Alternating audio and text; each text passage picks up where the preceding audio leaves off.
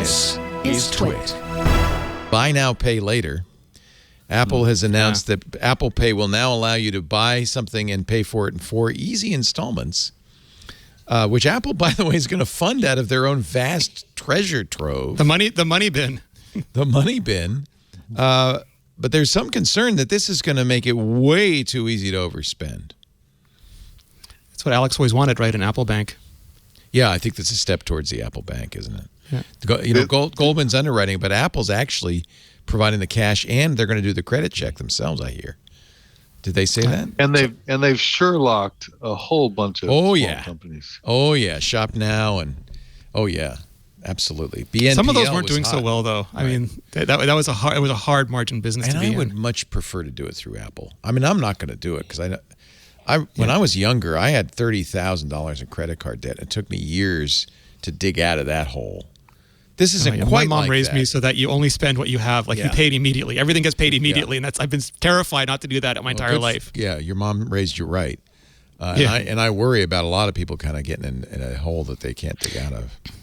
Isn't it already possible though? I mean, I agree it's terrible, and it's way too easy to overspend, especially in the U.S. and with credit cards. But it's already possible, right? So it's not like Apple is going to make that worse. No, that's absolutely true. And in is fact, it good there's in no an inflation interest market, charge. or does it make it worse? Yeah. Well, there's no interest, and you'd only have 4 months, so you can't get too deep, I guess.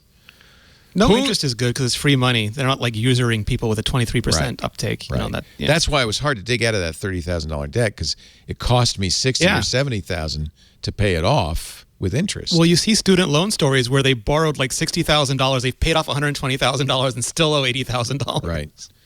I feel like though there's like Apple slippery slope. Yeah, it's a slippery. But I'm comfortable with it, but because you make a good point, Patrick. You know, credit card use is worse. So, but really, one of the stories on this suggested that Apple is going to tiptoe right to the edge of needing a bank charter. Yes, but won't do it. Right. Which is like a lot of things they do. I mean, they don't put out health devices that require them to get FDA approval. They don't want to deal with regulators if they can help it. Yeah. Yeah, because I watched Billions, and getting a bank charter is a very hard thing to do. And you may not want one afterwards because there's so many regulations involved.